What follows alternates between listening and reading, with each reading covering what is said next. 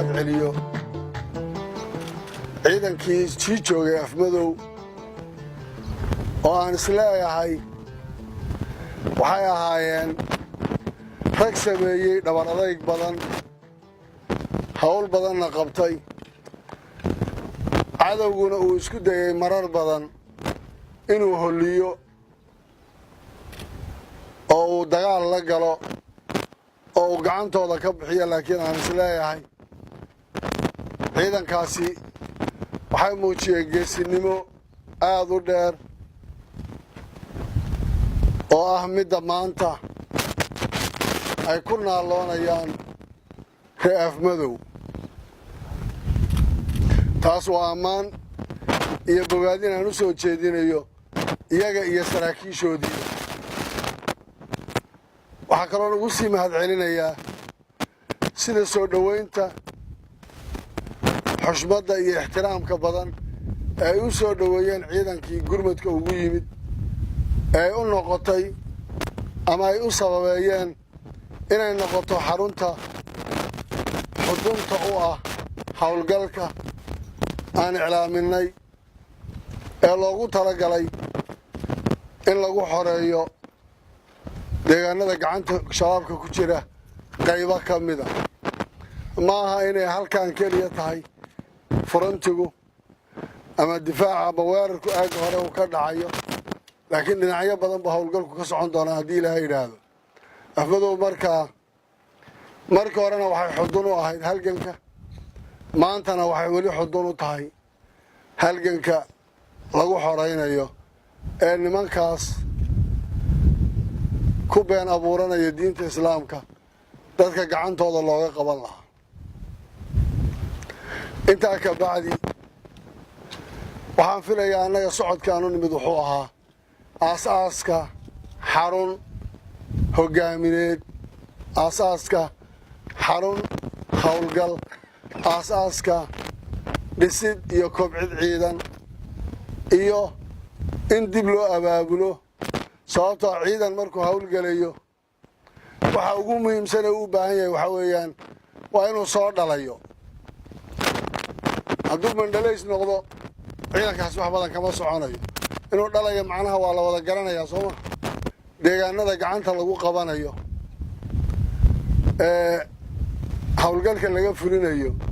iyo meeshii gacan lagu qabto waxay u baahan tahay ciidan looga tago taas waxaan ugu talagalay ciidan boolisana wuu inoo joogaa oo loogu talagalay inay tagaan deegaanada oo u tababaran oo maamulka iyo deegaanada ka qayb qaadanaya waxaan rajaynayaa inaad sugi doontaan waajibaadka iyo awaamirta la bixiyo nooca howlgalladu noqonayaan amniga magaaladu siduu noqonayo shaqada la qabanayo meeshay tegayso intaasoo dhani waxay noqonaysaa mid aad iyo aad u qeexan oo la isu caddayn doono aan u diyaargarowno awaamir la bixiyo howlo la qaybsado shaqo aan u dhaqaaqno iyo hadafkii aanu nimid oon xaqiijino waxaan rabaa inay ku sii daraan dagaalku in hal mar la qaado waxaa ka horraysa marka hore inaad soodinta durkiso waa inaan soconno roondo dheer la sameeyo meelaha wax lagu sheego la arbusho iyaga waddooyinka loo galo ay ka go'aan waxaa ka mid ah inaan Kismaayo Afmadow isu furo oo si caadi ay noqoto ciidanku u degi doonaa Janaax Cabdalle iyo Afmadow ay isu furmaan Janaax Cabdalle iyo Buurguud iyo Kismaayo ay isu furmaan taa waxay keenaysaa markaa inaan si xor u soconno oo meesha shabaabku iyagu ay karayaan inay socdaan oo say rabaan ay u socdaan inaan annagu samayno socod aan isu gurmanayno aan soconayno aan ka hortegayno wixii allaaliyo wixii aan markaa wax u aragno aan tegayno ciidanka dhoobliga innaga inta inoo dhaxaysa ay noqonayso inay isu furaadaan iyaguna oo aynaan odhanin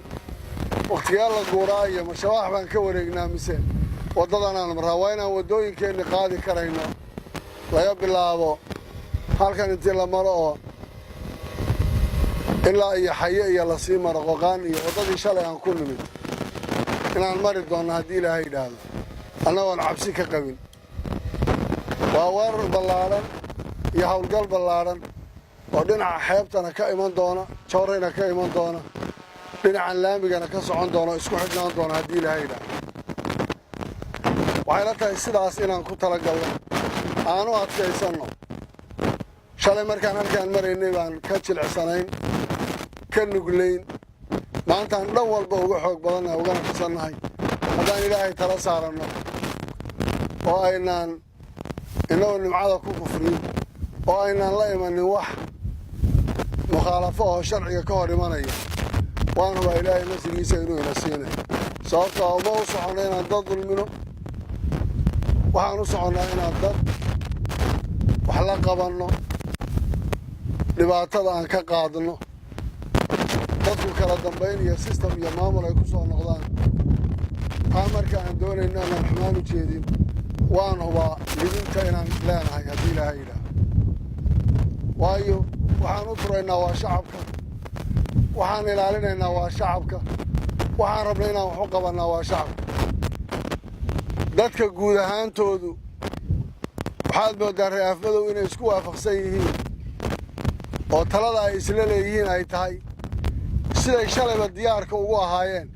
inay maanta kulligood diyaaru yihiin gabdhaha ugu horreeya odayaashaa ku jira dhallinyaradaa ku jirta annaga soo diyaar umani inaan horgaleen u noqonno inaan annagu horgallo oon bulshada hoggaamin u noqonno soo diyaar umani aan ku talagallo socod aan haamaha biyaysanno aan sahay qaadanno meelo fogfog baa laynooga yeedhayaa haddii ilaahay yidhaah meesha laynooga yeedhayo saan ku tegi lahayna aan falowgeed galla insha allah